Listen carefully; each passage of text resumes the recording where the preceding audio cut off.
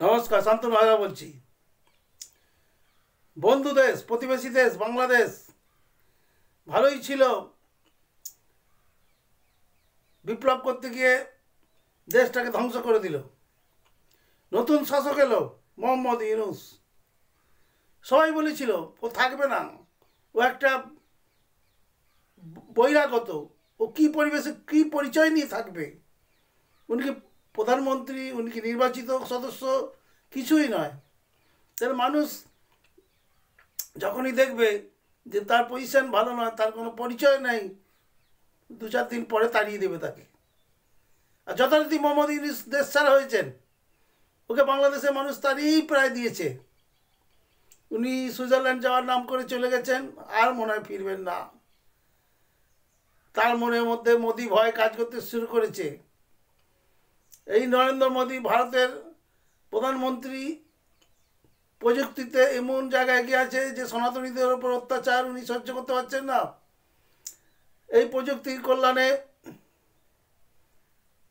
নরেন্দ্র মোদি কোথায় কোন সুইচ টিপবেন, ইউনিস তো এমনি শেষ হয়ে যাবে। এইভাবে সুইচ টিপে উনি পার্থেনিয়ামকে ভারত মুক্ত করে দিয়েছেন। পার্থেনিয়াম মুক্ত ভারত হয়েছে। বাড়ি বাড়িতে কেউ স্প্রে করতে আসেনি, তবুও পার্থেনিয়াম নিঃশেষ হয়ে গেছে। এভাবে উনি করোনা ভাইরাসকে পৃথিবী ছাড়া করেছেন। এ তো দেখছি। আলুর ধসা রোগ বন্ধ করে দিয়েছেন। ও কোথা থেকে কি সুইচ টিপে কীভাবে কী প্রযুক্তিতে করেছেন ভগবান জানে। পৃথিবীতে এখন 1 নম্বর জায়গায় প্রযুক্তিতে আছে ভারত। এই ভারতকে 31 তারিখে বাংলাদেশকে সবক শেখাবে যদি ইউনিস আবার ফিরে আসে। তাহলে 31শে জানুয়ারি সকালবেলা উঠে বাংলাদেশের লোক দেখবে তার শরীরে কোনো পোশাক নেই, শরীরে সুতো পাবে না, সমস্ত পোশাক